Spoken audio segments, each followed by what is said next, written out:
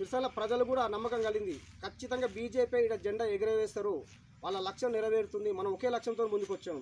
మన జెండా ఎగరాలి, ఆ కాషాయం జెండా నీడలో మనం పని చేస్తూ ప్రతి ఒక్కరిని సమన్వయంతో చేస్తూ ఒక అన్నదమ్ములకు సోదరభావంతో మనం కలుపుకొని పోవాలని మనం చేసినాం. కాబట్టి ఖచ్చితంగా మన లక్ష్యం నెరవేరుతుంది. కాబట్టి మనం అందరం కలిసిమెలిసి ఇంకా పని చేస్తే ఇంకా సంతోషంగా ఉంటుంది. ఆల్రెడీ రేపు ఎంపీటీసీ ఎలక్షన్లు ఉన్నాయి. మన ఎంతసేపు ఉన్నా మనది ఏంటంటే బీజేపీ పార్టీ సిద్ధాంతం ఏంటంటే కార్యకర్త ఎవరు వచ్చినా సరే పార్టీ కోసం పని చేయాలని రావాలి. మొన్న గువ్వల బాలాజీ అని ఒకటే చెప్పిండు. ఏం చెప్పిండంటే, నేను బీజేపీ పార్టీ రావడం నేను ఏదో ఆశించి రాలేదు. బీజేపీ పార్టీ సిద్ధాంతాలు ఏంటంటే కష్టపడే వారికి ఫలితం ఉంటుంది.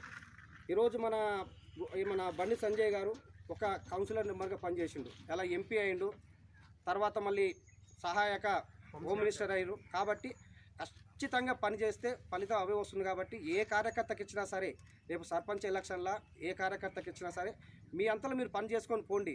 ఎంపీటీసీ ఎలక్షన్లు అయిన తర్వాత మనము